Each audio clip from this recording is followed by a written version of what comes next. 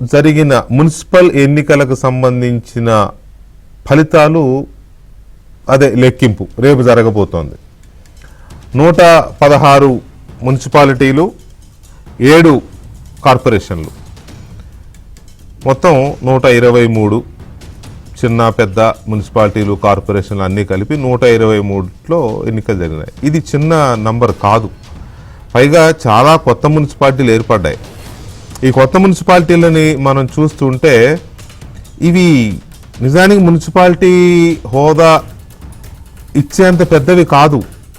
కాకపోతే ఏంటంటే అభివృద్ధిలో భాగంగా మున్సిపాలిటీ హోదా ఇస్తే అక్కడ అర్బనైజేషన్ జరుగుతున్న క్రమంలో అవి కూడా తొందరగా అభివృద్ధి చెందుతాయని ప్రభుత్వం వాటిని మున్సిపాలిటీలుగా చేసింది. కానీ అవి కొంచెం పెద్ద గ్రామాలు లేదా మేజర్ గ్రామ పంచాయతీల కంటే కొంచెం పెద్దగా ఉంటాయేమో. అంతకుమించి ఇంతకుముందున్న మున్సిపాలిటీలు అనేంత స్థాయి కాకుండా ఉన్నాయి అవి. రైట్, ఎనీవే అవి మున్సిపాలిటీలు, వాటికి ఎన్నికలు జరిగాయి. నేను ఎందుకు ఇది చెప్పాను అని అంటే సెమీ అర్బన్, రూరల్, అర్బన్ ఈ మొత్తానికి కార్పొరేషన్స్ ఉన్నాయి కాబట్టి ఇవన్నీ కలిపి జరిగిన ఎన్నికలు ఇవి. దాదాపు 30% పాపులేషన్తో జరిగిన ఎన్నికలు ఇవి తెలంగాణలో. కాబట్టి ఖచ్చితంగా ఒక జూబ్లీహిల్స్ ఉప ఎన్నికనే తెలంగాణ ప్రభుత్వానికి, రేవంత్ రెడ్డి పరిపాలనకి రెఫరెండం అని వాదించాయి విపక్షాలు. ఆయన కూడా ఇది నా పాలనకి రెఫరెండమే అని ఆయన కూడా చెప్పుకున్నాడు. మరి 30% బాగా మనం ఒకసారి ఆలోచిస్తే 3 ఏళ్ల క్రితం సరిగ్గా ఆంధ్రప్రదేశ్ అసెంబ్లీ ఎలక్షన్స్కి కొంచెం ముందు, ఒక ఏడాది ముందు సుమారుగా, చంద్రబాబు నాయుడు అరెస్టుకు ముందే 3 గ్రాడ్యుయేట్స్ ఎమ్మెల్సీ ఎన్నికలు జరిగాయి. రాయలసీమలో 1, కోస్తాలో 1, ఉత్తరాంధ్రలో 1. ఆ మూడింటినే రిఫరెండం అన్నారు. ఈ 3 ఎవరు గెలిస్తే వాళ్ళే ఎలక్షన్స్ అన్నారు. 3 తెలుగుదేశం పార్టీ స్వీప్ చేసినప్పుడే డిసైడ్ అయిపోయింది. సో అలాగే ఇప్పుడు ఈ ఎన్నికలు ఇంకా 2.5 సంవత్సరాలు సుమారుగా ఎలక్షన్స్ ఉన్న నేపథ్యంలో తెలంగాణలో 2.5-3 సంవత్సరాలు అనుకోండి. రేవంత్ రెడ్డి గారు ఇంకో 6 నెలలు కలుపుకున్నాడు వాళ్ళు ఢిల్లీలో. ఇంకో ఇది వస్తుంది, ఏంటది, జమిలీ ఎన్నికలు వస్తాయి. నా ప్రభుత్వానికి ఒక 6 నెలలు ఎక్కువ గడువు వస్తుంది అంటే నేను ఒక 5.5 సంవత్సరాలు ముఖ్యమంత్రిగా ఉంటానని మరి ఆయనకి ఎవరు చెప్పారు ఏంటో మనకు తెలియదు. అంత చెప్పిన ధైర్యం చేశాడంటే రిలయబుల్ సోర్స్ అది ఉందేమో. ఓకే, అది విషయం పక్కన పెడితే సుమారుగా ఇంకో 3 సంవత్సరాల తర్వాత 3 సంవత్సరాల లోపు పోని జరగబోయే ఎన్నికలకి ఇది ఒక ప్రీ ఫైనల్, సెమీఫైనల్ అనుకోవచ్చు. పోనీ ప్రీ ఫైనల్ అనుకుందాం, ఎందుకంటే ఇంకా హైదరాబాద్ కార్పొరేషన్, ఇంకే 2-3 కార్పొరేషన్ జరగాల్సిన అవసరం ఉంది. కానీ ఇవే ఎక్కువ, నిజానికి ఇవే సెమీఫైనల్స్ లాంటివి. సో ఇవి రేవంత్ రెడ్డి పరిపాలనకు రెఫరెండం అనుకోవచ్చా? ఈ ఫలితాలు ఎట్లా వచ్చే అవకాశం ఉంది? ఎగ్జిట్ పోల్స్ ఏమని చెప్తున్నాయి? రేపు ఉదయం 7 గంటల నుంచి లెక్కింపు కార్యక్రమం, 8 గంటల నుంచి లెక్కింపు ప్రక్రియ మొదలవుతుంది. బ్యాలెట్ కాబట్టి దాదాపు 11:30-12 గంటల వరకు ఆ బ్యాలెట్లు కట్టడమే సరిపోతుంది. ఆ తర్వాత ఫలితాలు రావడం మొదలవుతుంది. సో ఇవి ఎలా వచ్చే అవకాశం ఉంది? ఈ ఫలితాల ఆధారంగా రేవంత్ రెడ్డి పరిపాలనకు ఇది రెఫరెండం మనతో కొనగాల మహేష్ గారు, కాంగ్రెస్ పార్టీ తెలంగాణ నాయకులు, అధికార ప్రతినిధి, అండ్ ప్రకాష్ రెడ్డి గారు భారతీయ జనతా పార్టీ సీనియర్ నాయకులు మనతో చర్చలో ఉన్నారు. అలాగే సత్యమూర్తి గారు కూడా కంటిన్యూ అవుతున్నారు. రైట్, ముందుగా ప్రకాష్ రెడ్డి గారు నమస్కారం. ప్రకాష్ రెడ్డి గారు, రేపు ఫలితాలు వెలువడబోతున్నాయి. ఈ మనం చూసిన 116 మున్సిపాలిటీలు, 7 కార్పొరేషన్లు, వీటికి సంబంధించి మీ ఎక్స్పెక్టేషన్స్ ఎలా ఉన్నాయి ప్రకాష్ రెడ్డి గారు? ఎక్స్పెక్టేషన్ మేము తప్పకుండా చాలా అద్భుతంగా చేస్తామనేటువంటి విశ్వాసం అయితే ఉందండి. 116 మున్సిపాలిటీ అనుకుంటుంది జరిగిన ఎలక్షన్స్. అవును, కొత్తగా ఒకటి జరగలేదు. అవును, మేము చాలా మంది అంటే ఎట్లాగో జనరల్ ట్రెండ్ ఒకటి చెప్తా వెంకటకృష్ణ గారు. నాకు తెలిసినంత వరకు దేశంలో ఏ రాష్ట్రంలో అయినా సరే సహజంగా అధికార పార్టీకి మెజారిటీ సీట్లు వస్తాయి. మెజారిటీ ఆల్మోస్ట్ మొత్తం వస్తాయి. గతంలో టిఆర్ఎస్ పార్టీ తెలంగాణలో 2018-19 మధ్యలో జరిగిన ఎన్నికలలో ఆల్మోస్ట్ 100%. ఆల్మోస్ట్ 100% వస్తాయని చెప్తున్నారేంటి మీరు? నేను ఎగ్జాంపుల్, అది 10-5 ఏళ్ల కింది పాతది అయితే ఇప్పుడు రీసెంట్ పాస్ట్ మన ఈ మధ్య కాలంలో మహారాష్ట్రలో బీజేపీ అలయన్స్ అయితే స్వీప్ చేసిందో ఆల్మోస్ట్ 90%, 90-95% మీరు చూసినారు. నేనైతే ఏ మాత్రం తగ్గినా అది కాంగ్రెస్ పార్టీకి సంకేతం తప్ప మాకు కాదు. అది నేను చెప్పదలుచుకున్న పాయింట్ అండి. ఎందుకంటే రాబోయేటువంటి దీంట్లో మీరు 2 ఏళ్ల రెఫరెండం అని నేను అనను, అది రెఫరెండం కాదు, బట్ సంకేతం అయితే ఇస్తారు ప్రజలు. కాంగ్రెస్ పార్టీకి 70 సీట్లు 70 మున్సిపాలిటీ రాకపోతే కాంగ్రెస్ పార్టీకి ఒక సంకేతం ఇచ్చినట్టు, మీరు చేస్తున్న పాలన సరిగ్గా లేదు అని సంకేతం ఇచ్చినట్టు లెక్క నేను అనుకుంటున్నాను. రెఫరెండం కాదని ఎలా అంటారు? ఒక్క జూబ్లీ హిల్స్ ఉప ఎన్నికకే రెఫరెండం అని ఊరు వాడ కోడే కూసింది కదా సార్. ఒక్క జూబ్లీ హిల్స్ ఉప ఎన్నికకే, ఒక అసెంబ్లీ సెగ్మెంట్ కే. సరే ఇప్పుడు అదే కనుక కరెక్ట్ అయితే మరి మునుగోడు కాంగ్రెస్ పరిస్థితి తెలుసు, హుజూరాబాద్ కాంగ్రెస్ పరిస్థితి తెలుసు, అదే విధంగా నగర్ లో కాంగ్రెస్ పరిస్థితి చూసినాం, హుజూర్ నగర్ లో కాంగ్రెస్ పరిస్థితి చూసినాం గత 5 సంవత్సరాలు ఆ ఎన్నికల సందర్భంగా జరిగింది. అట్లాగే మనం దుబ్బాకలో చూసినాం, ఎక్కడ కాంగ్రెస్ పార్టీ దుబ్బాకలో రాలే, హుజూరాబాద్ రాలే, హుజూర్ నగర్ అంటే డిపాయిట్ వచ్చింది. అఫ్ కోర్స్ మరి కాంగ్రెస్ పార్టీ అధికారంలోకి వచ్చింది కదా, రెఫరెండం ఎట్లా అంటే మనకు టీఆర్ఎస్ గెలిచింది కదా. మరి జూబ్లీస్ అప్పుడు ఎందుకన్నారు అట్లా? జూబ్లీస్ అప్పుడు ఎందుకన్నారు అట్లా? మేము అనలేదు సార్. మీరుగా సార్, బీఆర్ఎస్ వాళ్ళు అన్నారు కదా, చాలా మంది అన్నారులే, మీ వాళ్ళు కూడా. బీఆర్ఎస్ కు కాంగ్రెస్ కు సహకరించడం కోసం అని వచ్చండి, నాకైతే తెలియదు. కానీ రెఫరెండం అయితే జనరల్ మీరు చూసినారు.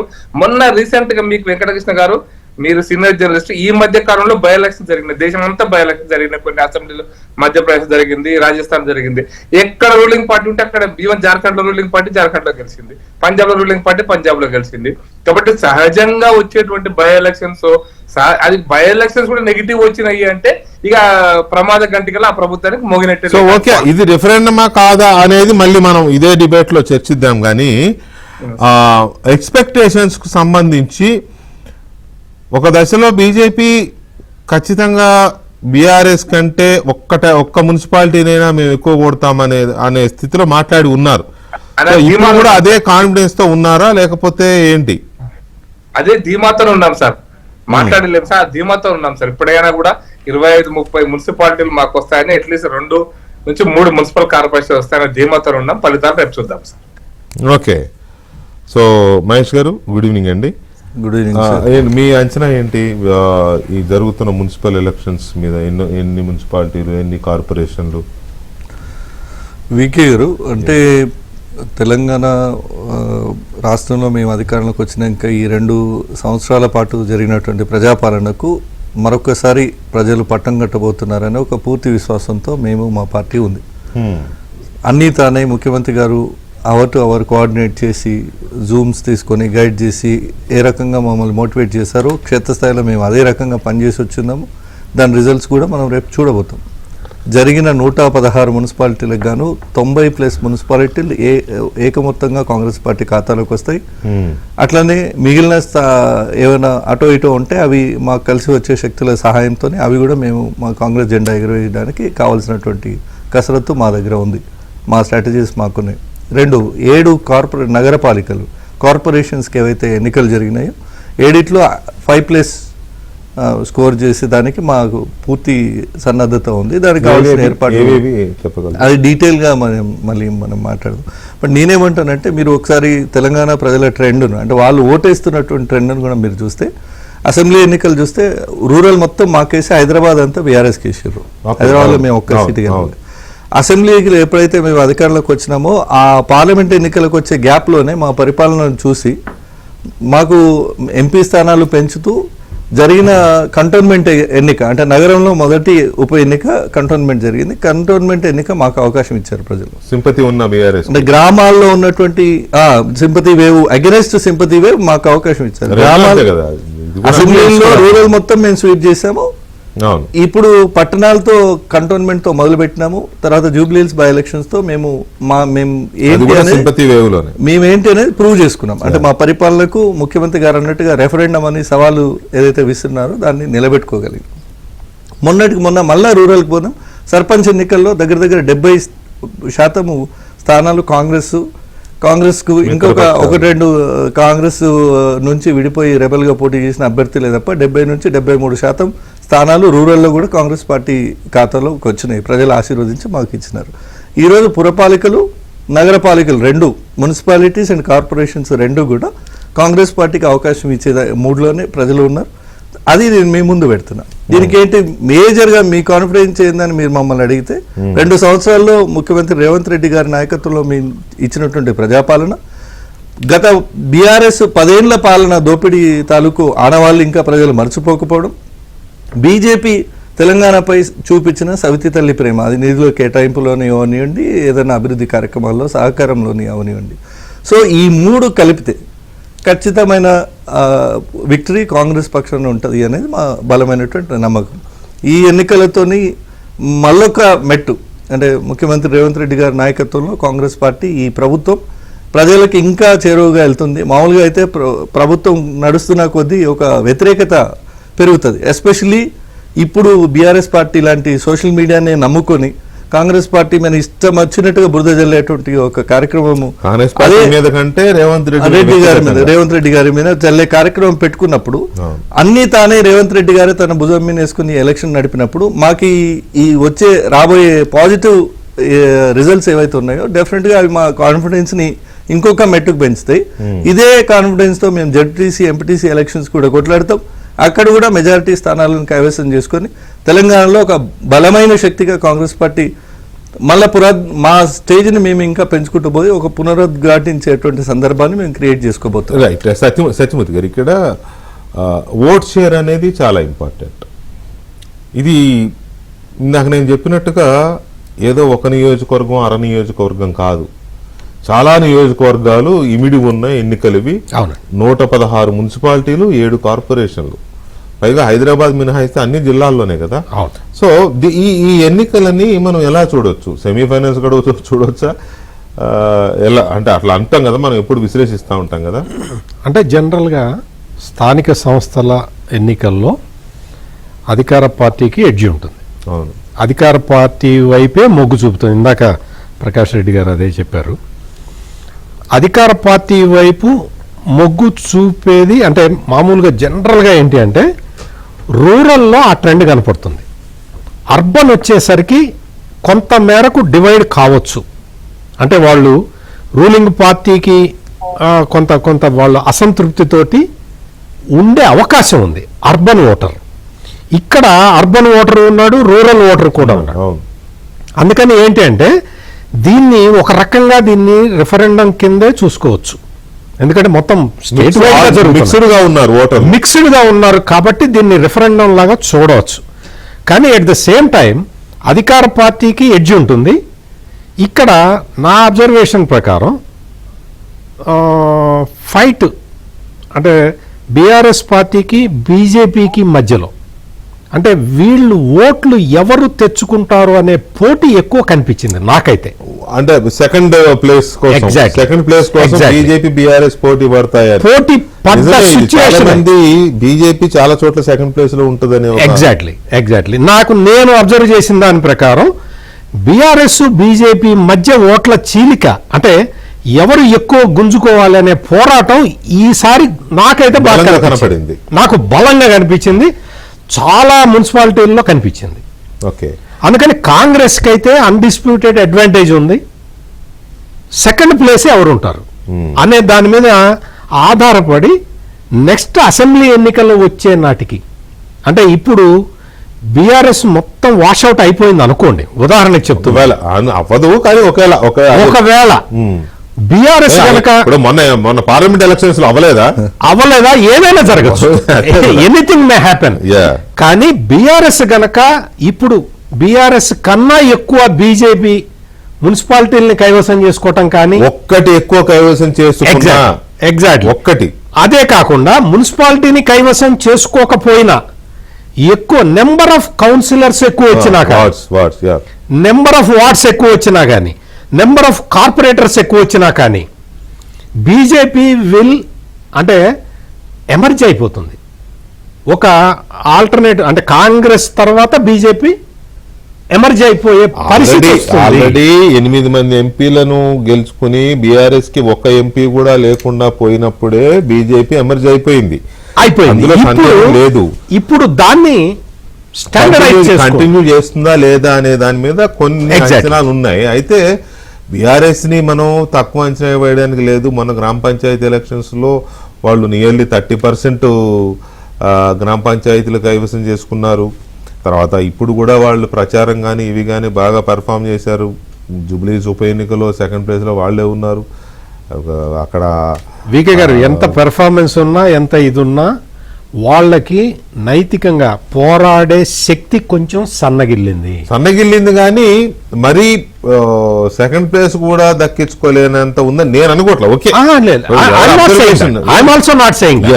కాకపోతే మరి ఆ స్థాయిలో లేరు. బట్ డెఫినెట్ గా వాళ్ళు గట్టిగా పోటీ ఇచ్చారు చాలా చోట్ల. అయితే ఇక్కడ ప్రకాష్ రెడ్డి గారు, ఎగ్జిట్ పోల్స్ మీరు అంటున్నారు చెప్పుకోదగ్గ సీట్లలో మున్సిపాలిటీలో గెలుస్తామని, కానీ ఎగ్జిట్ పోల్స్ చాలా మున్సిపాలిటీలు 100 మున్సిపాలిటీలు పైగా కాంగ్రెస్ పాగా వేస్తుందని, కార్పొరేషన్స్లో 5 కార్పొరేషన్లు కాంగ్రెస్ పార్టీ కొడుతుందని, ఆ ఉన్న రెండిట్లో కూడా ఒకటి కొట్టే అవకాశం ఉందని, ఎక్సెప్ట్ కరీంనగర్, ఇట్లా ఇస్తున్నాయి ఎగ్జిట్ పోల్స్. సో ఇది ఒక రకంగా చెప్పాలంటే స్వీపే 100 అనుకోండి, మున్సిపాలిటీ 116లో 100 అంటే స్వీపే. కార్పొరేషన్స్ 7లో 5 లేదా 6 కొట్టినా స్వీపే కదా. ఎందుకు ఈ పరిస్థితి వచ్చిందనుకోవచ్చు. రేవంత్ రెడ్డి పాలన దుర్మార్గపు పాలన అయితే మీరు ఆరోపిస్తున్నట్టుగా, మీరు కానీ బీఆర్ఎస్ పార్టీ కానీ ఆరోపిస్తున్నట్టుగా. సార్ నేను చెప్తాను సార్. ఇప్పుడు ఎగ్జిట్ పోల్స్ ఇప్పుడు ఎగ్జిట్ పోల్స్ చూసుకుంటున్నా, మొన్న పార్లమెంట్ ఎలక్షన్స్ కంటే ముందు ఎగ్జిట్ పోల్స్, అంతకు జస్ట్ ముందు అసెంబ్లీ ఎగ్జిట్ పోల్స్ ఏవి కూడా నిజాలు కాలేదు సార్. ఇప్పటిదాకా అందరూ క్లెయిమ్ చేసుకుంటారు. సార్ అదే సార్ 8 నుంచి 12 అంటారు. 12 వస్తే నేను కరెక్ట్, 8 వచ్చినా కరెక్ట్. జూబ్లీ హిల్స్ లో తప్పైనాయండి. జూబ్లీ హిల్స్ లో ఎగ్జిట్ చాలా వరకు పెయిడ్ జరిగినాయి అవి. అందుకోసం ఎగ్జిట్ పోల్స్ అయినా ఒపీనియన్ పోల్స్ అయినా కూడా ఇప్పుడు తెలంగాణలో 8 సీట్లు బీజేపీ గెలుస్తుందని నాకు తెలిసి ఏ ఎగ్జిట్ పోల్ కూడా ఇవ్వలేదండి. ఏ ఎగ్జిట్ పోల్ కూడా ఒక్కటంటే ఒక్కటి ఇవ్వలేదండి. నేను అందుకే స్ట్రైట్ గా అడుగుతున్నా, పోనీ ఎగ్జిట్ పోల్స్ మీరు నమ్మరండి. సెకండ్ ప్లేస్ లో మీరు ఉంటారా, బీఆర్ఎస్ ఉంటుందా చెప్పండి. మా విశ్వాసం ఇంతకుముందు పెద్దలు సత్యమూర్తి గారు చెప్పిన ఒక అంశం మాత్రం కరెక్ట్ అండి. మేము అంటే ఇప్పుడున్న పరిస్థితుల్లో చాలా క్లియర్ మేము ఒక విషయాన్ని అడ్మిట్ చేస్తాం సార్. నేను టీవీలో మామూలుగా అడ్మిట్ చేయడం అంటే ఏదో పార్టీకి వ్యతిరేకంగా కాదు. ఒకటి మాత్రం ఖచ్చితంగా అంటే ఎస్, మాకు ఎప్పుడు కూడా తెలంగాణ రాష్ట్రంలో ఉమ్మడి ఆంధ్రప్రదేశ్ లో అధికారంలో లేము, అధికారాన్ని పంచుకోలేదు కూడా. దాని పర్యవసానం ఏంటంటే మాకు ఎంత చెప్పుకున్నా మోడీ గారి పేరుతోటి పార్లమెంట్ ఎలక్షన్స్ లో కొత్త నాయకత్వం వచ్చినప్పటికి కూడా స్థానిక నాయకత్వంలో మాకు ఎందుకంటే నేను కూడా ఒక మున్సిపాలిటీలో పనిచేసిన, ఈ మొన్న 15 రోజులు అక్కడే ఉన్నాను. స్థానిక నాయకత్వంలో మాకు కొంచెం లేమి కనపడుతుంది సార్. నాయకత్వ లోపం కనపడుతుంది. లోపం అంటే మాకు స్థాయి సరిపోతలేదు. ఎందుకంటే టీఆర్ఎస్ ఎమ్మెల్యే ఉన్నాడు, మాజీ ఎమ్మెల్యే, ఆయన 2 సార్లు ఎమ్మెల్యే. ఆయన నాయకులను ఆయన ఎంబడుండేటువంటి క్యాడర్ యొక్క క్యాడర్, ఆయన ద్వారా లబ్ధి పొందిన క్యాడర్ కావచ్చు, మిగతాది కావచ్చు, వాళ్ళందరూ కూడా మాకంటే కొంచెం అగ్రెసివ్ ఉన్నమాట వాస్తవం అది. ఎందుకంటే వాళ్ళకి ఇప్పుడు మహబూబ్నగర్లో శ్రీనివాస్ గౌడ్ గారు ఉన్నారు, వాళ్ళు మహబూబ్నగర్ ఎమ్మెల్యేగా మంత్రిగా పనిచేసినాడు. కాబట్టి ఆ నాయకత్వం మాకు అటువంటి మా స్థానికంగా ఆ స్థాయి నాయకుడు మాకు అక్కడ కనపడదు. ఎక్కడ ఏ మున్సిపాలిటీ అయినా దిస్ ఇస్ ద ప్రాబ్లం. ఎక్కడైతే మాకు బలమైన నాయకత్వం ఉందో, అది కరీంనగర్ కావచ్చు, నిజామాబాద్ కావచ్చు, స్థానిక నాయకత్వం కూడా బలంగా ఉన్న దగ్గర ఖచ్చితంగా మా పర్ఫార్మెన్స్ బలంగా ఉంది కూడా. ఇప్పుడు కనపడి మీరు ఎగ్జిట్ పోల్స్ లెక్కల కూడా అట్లాగే ఉంది. కాబట్టి ఇది మాకు ఉన్నటువంటి బ్యాక్ అంటే మా యొక్క నెగిటివ్ పాయింట్ అని చెప్పదలుచుకున్నా అండి. అది పార్టీకి వ్యతిరేకంగా ఉన్న వాస్తవం అది. ఇప్పుడు మాకు నల్గొండలో ఎంత కష్టపడ్డా ఒకప్పుడు మున్సిపల్ చైర్మన్ గెలిచినా నిలుపుకోలేని పరిస్థితి వచ్చింది. మాకు ఒకప్పుడు మున్సిపల్ చైర్మన్ టీడీపీ పొత్తులో మేము మున్సిపల్ చైర్మన్ గెలిచినాం, సూర్యాపేట మున్సిపల్ చైర్మన్ టీడీపీ పొత్తులో గెలిచినాం, వరంగల్ మేయర్ గెలిచినాం రాజేశ్వరరావు గారు టీడీపీ పొత్తున్నప్పుడు. అంటే కానీ నిలుపుకోవడం అంటే స్థానికంగా ఎమ్మెల్యేలు, మినిస్టర్లు మీరు ఎప్పుడు లేని కారణంగా నాయకత్వం మాకు పూర్తి స్థాయిలో ఎమర్జీ కాలేదు, పూర్తి స్థాయిలో ఎదగని నాయకత్వం ఉంది.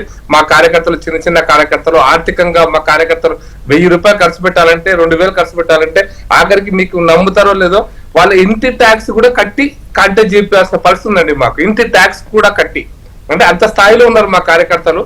కాబట్టి మేము దాని ముందు వాళ్ళ ధనబలం ముందు, వాళ్ళ మిగతా బలాల ముందు నిలబడడంలో కొంచెం మాకు కష్టమే అవుతుంది కూడా. ఇప్పటికి కూడా కష్టమే అవుతుంది. అయినప్పటికీ కూడా మా పోరాటం ఉంది. అయితే సత్యమూర్తి గారు ఇప్పుడు ఒక పాయింట్ కరెక్ట్. ఎగ్జిట్ పోల్స్ నే మనం గీటరాయిగా తీసుకుందాం. మీరు వెంకటకృష్ణ గారు మీరు చెప్పింది ఎవరో ఒక ఎగ్జిట్ పోల్ చూశాను నేను, 36% కాంగ్రెస్ కి వస్తున్నాయి పర్సెంటేజ్ ఆఫ్ ఓట్స్. మీరు అన్నారు ఓటింగ్ పర్సెంటేజ్ 24, 25, 26% ఏమో టీఆర్ఎస్ కి వస్తున్నాయి. మాకు కూడా 19% ఓటింగ్ వస్తుందండి. అవును, ఇప్పుడు అవును, అవును. ఇంత సిచ్యువేషన్ లో కూడా మాకు 19 అదే గీట్రాయ్ అనుకుంటే కూడా మాకు 19% వస్తుంది. నేను అనుకుంటా మాకు కూడా టీఆర్ఎస్ కు సమానంగా కొంచెం అటు ఇటుగా వస్తుందని అనుకుంటున్నా ఓటింగ్ పర్సెంటేజ్. అది కూడా ఖచ్చితంగా వచ్చేటువంటి రాబోయే తెలంగాణ రాజకీయాల్లో ప్రభావితం చేస్తానని అనుకుంటున్నాను. రైట్. ఇక్కడ మహేష్ గారు, ఇప్పుడు రెఫరెండమా కాదా అనే సబ్జెక్ట్కి వచ్చేసరికి సందర్భాన్ని బట్టి మాట్లాడుతూ ఉన్నారు. ఇక్కడ నేను అంటున్న పాయింట్ ఏంటంటే, ఇప్పుడు ఇందాక ప్రకాష్ రెడ్డి గారు రెఫరెండమా కాదా అన్నప్పుడు మునుగోడు ఎలక్షన్ని, దుబ్బాక ఎలక్షన్ని, లేకపోతే హుజురాబాద్ ఎలక్షన్ని కోట్ చేసి చెప్పారు. అవి ఒక అసెంబ్లీ సెగ్మెంట్కి సంబంధించినవి. బట్ ఇవి రూరల్, అర్బన్ మున్సిపాలిటీలు అంటే అవి కొంచెం పంచాయతీల కంటే ఎక్కువనే, అంతే. అవి చాలా కొత్త మున్సిపాలిటీలు. అవి అటు పట్టణం కాదు, ఇటు పంచాయతీ గ్రామం కాదు, కొద్దిగా మధ్యస్థంగా ఉన్నాయి. సెమీ అర్బన్ అంతే. సెమీ అర్బన్ గ్రామీణ వాతావరణం ఉండేవే అవి. కాబట్టి ఆ రూరల్ అర్బన్ మిక్స్డ్ ఓట్లు ఉన్నవి, పైగా చాలా హ్యూజ్ నంబర్ ఆఫ్ మున్సిపాలిటీస్. నాకు తెలిసి 30 to 35% ఓటర్స్. అవునా? అంతే. తెలంగాణ ఇప్పుడు మొత్తం జరుగుతున్నారు. 52 లక్షల మంది ఈ ఎన్నికల్లో ఓటింగ్ లో అదే అంటున్నా. నియర్లీ 35% ఓటర్లు ఓటింగ్ లో పాల్గొంటున్నారు. కాదు సార్, ఇది లెస్ దాన్ 25%. నేను అనేది పోలయ్యే ఓట్ల గురించి మాట్లాడుతున్నాను. కాదు సార్, మొత్తం ఓటర్ లిస్టు ఈ 116 మున్సిపాలిటీలో 7 కార్పొరేషన్లు కలిపితే 52 లక్షల 56 లక్షల ఓట్లు. లెస్ దాన్ మన తెలంగాణలో 2.5 కోట్ల ఓట్లు ఉన్నాయి సార్. పోనీ మీరు ఆ రకంగా తీసుకుంటే ఈ వీళ్ళెవరు మన సెఫాలజిస్ట్ శాంపిల్ తీసుకుని ఎంత దానికి 300, 400, 500 తీసుకుంటారు. ఇంత పెద్ద శాంపిల్ ని మనం ఎలా కాదని ఎలా అనగలం? రెఫరెండం కాదు, నేను రెఫరెండం కాదని నేను అంటలేదు. మీరు కాదు, వాళ్ళు అన్నారు, ఇప్పుడు మాత్రం అనట్లేదు. పరిస్థితులు కూడా మనం ఒకసారి అవగాహన చేసుకోవాలి. ఈటల రాజేందర్ గారు బీఆర్ఎస్ నాయకుడు కాదు, బీఆర్ఎస్ బీజేపీ నాయకుడు కాదు. బీఆర్ఎస్ నుంచి ఒక బలమైన నాయకుడుగా ఉంటూ బయట అప్పుడు పోటీ చేశాడు. రఘునందన్ గారి మీద కొంత డిఫరెంట్ సెంటిమెంట్ అదంతా పనిచేసి వాళ్ళు లోకల్ గా వర్క్ చేసుకున్నారు. హుజూర్ నగర్ లో బీజేపీ పోటీలోనే లేదు, మేము ప్రిన్సిపల్ అపోజిషన్. నాగార్జున సాగర్ లో మేము ప్రిన్సిపల్ అపోజిషన్. అండ్ మునుగోడు అంటారా, మళ్ళీ మా కాంగ్రెస్ పార్టీ నుంచి నాయకుడిని పోటీ నిలబెట్టిన సందర్భమే. సో ఎప్పుడు కూడా బలాలను అంచనా వేసేటప్పుడు మనం బలాన్ని దేనికి దానికే జూబ్లీ కేటీఆర్ గారు ఊదరగొట్టేశారు. ఇది రెఫరెండం ఎవరు మాట్లాడాలి, పాలిటిక్స్ ఇదైపోతాయి. అది వాళ్ళు ఓపెన్ గా అడ్మిట్ చేస్తున్నారు. వాళ్ళు అధికార పార్టీగా మేము చేస్తున్న పర్ఫార్మెన్స్ కు సహజంగానే మాకు ఎక్కువ స్థానాలు వస్తాయి. కాబట్టి దీని విషయంలో రెఫరెండం అంటే ఎక్కడ మేము తగ్గిపోతామనే ఆలోచనలో బీఆర్ఎస్ పార్టీ నాయకత్వం సహజంగానే ఉంది. కానీ ఒకటి నేను చెప్తా, సెమీఫైనల్ అనేది ఏదైతే ఉందో నేను ఐ వోంట్ అగ్రీ. ఎందుకంటే ఇట్స్ టూ ఎర్లీ. అంటే మనం ఇంకా చేయాల్సిన కార్యక్రమాలు, మా ప్రభుత్వ సంక్షేమ కార్యక్రమాలు కూడా ఇంకా చాలా అద్భుతమైన కార్యక్రమాలు కొత్తగా తీసుకొచ్చే ఆలోచనలో ప్రభుత్వం ఉంది. ఇంతకు మించిన స్పందనే ప్రజల నుంచి పాజిటివ్ వస్తుందనే ఆలోచన మాకుంది. సో ఇది ఇంత too early to call it semi-final. ఒకటి. రెండు, ఈ ఎన్నికతో తెలంగాణ సమాజంలో ఒక క్లారిటీ ఏంటంటే, బీఆర్ఎస్ పార్టీ లీడర్షిప్ క్రైసిస్లో ఉంది, నాయకత్వ సంక్షోభంలో ఉంది. మెయిన్ లీడర్ ఎవరు రోడ్డు మీదకి రాలేదు. వీళ్ళెవరో ఉపనాయకులు తిరిగారు తప్ప మెయిన్ లీడర్ ఎక్కడ రోడ్డు మీదకి వచ్చినటువంటి పరిస్థితి లేదు. ఆ మెయిన్ లీడర్ లేకపోతే బీఆర్ఎస్ పార్టీ లేదు. మన బై ద వే అంతే కదా, కేసీఆర్ గారు పక్కన పెడితే బీఆర్ఎస్ కదా, ఆయనే రెస్ట్ మోడ్ లో ఉన్నారు. కాబట్టి ఇది వాళ్ళ నాయకత్వ సంక్షోభం అనేది చాలా కొట్టొచ్చినట్టుగా ఎన్నికల్లో మనం చూసినాము. అంతకంతకు బలహీనమవుతుంది ఎన్నికల తర్వాత అనేది మాకున్నటువంటి అంచనా. ఇదొకటి. రెండు, బీజేపీ నాయకత్వం కూడా మీకు మేజర్ ఫేస్ లేదు. అంటే ఈ రాష్ట్రంలో రేవంత్ రెడ్డి గారు నిలబడితే మాస్ పుల్లర్, అంటే క్రౌడ్ని పుల్ చేసే లీడర్ రేవంత్ రెడ్డి గారు. అట్లా ఒక క్రౌడ్ని పుల్ చేసే నాయకత్వం బీజేపీలో కూడా లేదు అనేది వాళ్ళు జాతీయ నాయకత్వాన్ని పిలిచి మున్సిపల్ ఎలక్షన్లకు ప్రచారం చేయించుకొని వాళ్ళే చాటి చెప్పుకున్నట్టుగా అయిపోయింది. ఉన్న నాయకత్వంలో ఏవో సర్దుబాట్లు చేసుకొని తిరిగి ఉంటే అది వేరే ఉంటుండే. వాళ్ళే ఒక సందేశం, అది లాజికల్ స్థానిక నాయకత్వాన్ని మాతోనే అయితలేదు కాబట్టి మీరు రండి అనే ఒక మున్సిపాలిటీ లెవెల్లో సీఎంలు వచ్చి తిరగడము, వేరే వేరే రాష్ట్రాల మంత్రులు వచ్చి తిరగడము అనేది మనం అది దేనికి ఉదాహరణ కింద చూడాలి. ప్రజలు ఎట్లా రిసీవ్ చేసుకున్నారు మనకు ఒక ఐడియా. మీరన్న పాయింట్ లోంచే ఒక మనం ఇది చేస్తే అదే పారామీటర్స్ లో కదా మరి వాళ్ళు 8 మంది ఎంపీలు గెలుచుకున్నారు. ఇప్పుడు మీకు రేవంత్ రెడ్డి గారి లాంటి లీడర్షిప్ మీకు ఉంది కానీ వారికి లేదని మీరు అంటున్నారు. అగ్రీడ్, నిజమే, అంత మాస్ పుల్లర్ లేరనే అనుకుందాం. బట్ వాళ్ళు మోదీ గారిని చూపించుకున్నారా, వాళ్ళ సిద్ధాంతం చూపించుకున్నారా, హిందుత్వ చూపించుకున్నారా, లేదా బండి సంజయ్ లేకపోతే కిషన్ రెడ్డి వారి మొత్తం ఏదైనా కానీ వాట్ ఎవర్, బీఆర్ఎస్ ఒక్క ఎంపీ సీట్ కూడా రాకుండా వీళ్ళు ఎందుకు పెట్టుకున్నారు అంటే ఇప్పుడు ఇలా మళ్ళీ కర్నూలు చావుకి కారణాలు ఉన్నాయి. బీఆర్ఎస్ జీరో అవడానికి ఒకటి అవయవ దానం చేసింది, అంటే వాళ్ళ అభ్యర్థులను స్పాన్సర్ చేసింది. రెండు, వాళ్ళు పువ్వు గుర్తు కారు గుర్తులో కూర్చొని పువ్వు అని చూపించారు చేతులు, అంటే ఎంపీ ఎలక్షన్ ట్రెండ్ అట్లా నడిచింది. మనం ఏం చేస్తాం దానికి? సో వాళ్ళు జీరో అయిపోతూ అంతకంతకు మోడీ గారిని పెంచుకునే ప్రయత్నం కేసీఆర్ గారు సర్వశక్తులు పెట్టారు. ఆ విషయంలో మనం ఆ విషయాన్ని మర్చిపోవద్దు. అప్పుడు వేరు, పార్లమెంట్ ఎలక్షన్స్ అన్నప్పుడు మళ్ళీ ప్రధాని హోదాలు మోడీ గారు రావటం, అమిత్ షా గారు రావటం, ఆ ఎలక్షన్ వేరు. ఇది అట్లా కాదు కదా, నీకు ఫీల్డ్ లెవెల్ దీంట్లో అంత ఢిల్లీ నుంచి రారు కదా నాయకులు, గల్లీ నుంచి ఐదు సభలు పెట్టినారు. యాక్సెసిబుల్ ఉండాలా. మీరు రాష్ట్ర నాయకత్వంగా మాకు ఇది ఉంది, యాక్సెసిబుల్ ఉన్న లీడర్షిప్, మంత్రులు ఉంటారు, ఎమ్మెల్యేలు ఉంటారు, సీఎం గారు ప్రత్యేకంగా చొరవ తీసుకొని నిధులు విడుదల చేయడం ఇవన్నీ చూస్తారు. కాబట్టి స్థానికంగా మాకు కొంత అది అడ్వాంటేజ్ అవుతుంది. ఎట్ ద సేమ్ టైం ఆ మాత్రం స్పిరిట్ కూడా ప్రతిపక్ష పార్టీలో కనబడట్లేదు. ఇప్పుడు ఎటొచ్చి వాళ్ళు వీళ్ళు వీక్ ఉన్న దగ్గర వాళ్ళకి సపోర్ట్ చేశారు, వాళ్ళు వీక్ ఉన్న దగ్గర వీళ్ళకి సపోర్ట్ చేశారు. ఎంపీ ఎలక్షన్ అంతా నేరుగా సపోర్ట్ చేయకపోయినా ఇండైరెక్ట్లీ ఒకరికొకరు బీజేపీ బీఆర్ఎస్ అవి సపోర్ట్ చేసుకున్నాయి. మొత్తంగా నేను చెప్పొచ్చేది ఏంటంటే, మాకు ప్రతిపక్షాలు అనేవి కనుచూపు మేరలో కూడా ఎక్కడ పటిష్టంగా కనబడిన పరిస్థితి కానీ, వాళ్ళ పోరాట పటిమ కనబడినటువంటి పరిస్థితి కానీ ఎక్కడ దాఖలా కనబడలేదు. మాకున్నటువంటి గ్రౌండ్ రిపోర్ట్ అది. సో దీనివల్ల ఏంటంటే కాంగ్రెస్ ఇంకొక మా పార్టీ ఇంకా అద్భుతమైన శక్తిగా తెలంగాణలో ఇచ్చిన నంబర్ ప్రకారం మీకు 100 మున్సిపాలిటీలు, 5 కార్పొరేషన్లు పాజిబుల్ అంతేనా? సెంచరీ క్రాస్ చేయాలనే లిమిట్ తోనే పనిచేసినాము. More or less we are achieving that 90% అంతే కదా. రైట్. ఒకటి నాకు ఎన్నికల తర్వాత బీఆర్ఎస్ బీజేపీ ఈ ఫలితాలు తేలిన తర్వాత బీఆర్ఎస్ బీజేపీల పరిస్థితి కానీ స్ట్రాటజీస్ కానీ ఎలా ఉండే అవకాశం ఉంది? అసలు బీఆర్ఎస్ ఇంకా వీకెన్ అవుతుందని వీళ్ళు అనుకుంటున్నారు, కాంగ్రెస్ వాళ్ళు. బీజేపీకి లీడర్షిప్ ప్రాబ్లం ఉంది అనేది కొంతవరకు మనం చూసుకోవాలి. సో ఎలా ఉండే అవకాశం? ఒకటి ఏంటంటే, నాకు మహేష్ గారు దీన్ని రిఫరెండంగా ఎందుకు ఒప్పుకోవట్లేదో నాకు అర్థం కావట్లేదు. ఒప్పుకున్నారుగా? నేనే ఒప్పుకున్నానండి. ఒప్పుకున్నారా? ఒప్పుకున్నారా? ప్రతిపక్షాలు ఒప్పుకోలేదు అనేది రిఫరెండమే, కానీ సెమీఫైనల్స్ కాదు. ఓకే, సెమీఫైనల్ కూడా మీరు ఒప్పుకోవచ్చు. సెమీఫైనల్ మా పథకాలు అంటే ఎలక్షన్ 6 నెలల ముందు ఇస్తారు కదా 4000 పెన్షన్, అది ఓట్లు బాగా గుద్దిస్తుంది.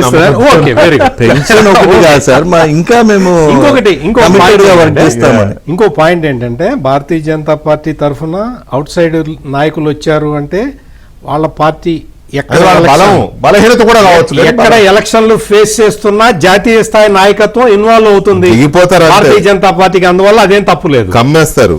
ఇంకొకటి ఏంటి అంటే, మీరు 100 ఫిగర్ చెప్తున్నారు కానీ నా ఫిగరు 75 నుంచి 80 కాంగ్రెస్. ఓకే, ఇక్కడ ప్రకాష్ రెడ్డి గారు లేకపోతే బీఆర్ఎస్ పార్టీ నాయకులు వాళ్ళు చూడాల్సింది ఏంటి అంటే, ఓట్ల పర్సంటేజ్ చూడద్దు, సీట్లే. కార్పొరేటర్లు కౌన్సిలర్ల సీట్లు లెక్క పెట్టుకోండి. ఈ సీట్లు లెక్క పెట్టుకుంటే ఒక్క ఓటుతో ఓడిపోయినట్టే. ఎగ్జాక్ట్లీ. అందుకని ఇది మొత్తం టోటల్ స్టేట్ మొత్తం ఎగ్జాంపుల్ కాదు. కాబట్టి మీరు కార్పొరేటర్లు ఎంతమంది గెలిచారు, కౌన్సిలర్లు ఎంతమంది గెలిచారు అనే లెక్కలు గనక మీరు వేసుకుంటే నెక్స్ట్ ఎన్నికలకి, రాబోయే ఎన్నికలకి మీ శక్తి ఏంటో మీరే అంచనా వేసుకోవచ్చు. ఇందులో బలహీనతలు, మాకు డబ్బులు లేవు, వాళ్ళకి డబ్బులు ఉన్నాయి, ఇవన్నీ కాదు. ప్రజలు మీకు డబ్బులు లేకపోయినా 8 సీట్లు ఇచ్చారు కదా, అంటే అప్పుడు డబ్బులు పెట్టి ఇవ్వలేదు కదా. సో అందుకని మీకున్న ఛామ్ మీకున్నది. అక్కడ లీడర్షిప్ అంటే బీజేపీ అంటే మోడీ, మోడీ అంటే బీజేపీ. అందువల్ల అక్కడ లీడర్షిప్ ఎవరొచ్చినా చేయగలిగింది. మోడీ గారు ప్రెసిడెంట్, ఇంకొకరు ఉంటే వారు మొత్తం మీద హిందూ రాముడు ఇవే కదా, అందువల్ల నిలబడతాయి. అందువల్ల బీజేపీకి నా సలహా ఏంటి అంటే, మీరు కార్పొరేటర్లు ఎంతమంది గెలిచారో, కౌన్సిలర్లు ఎంతమంది గెలిచారో లెక్కేసుకోండి. అది తక్కువైనా పర్వాలేదు. మీరు ఆ కాన్స్టిట్యుయెన్సీల్లో మీరు యూ కెన్, అంటే భవిష్యత్తులో మీకు రాజకీయం చేసుకునే అవకాశం కలుగుతుంది. రైట్. అంగీకరిస్తారా? ప్రకాష్ రెడ్డి గారు మొన్న సర్పంచ్లు ఎన్ని గెలిచారు?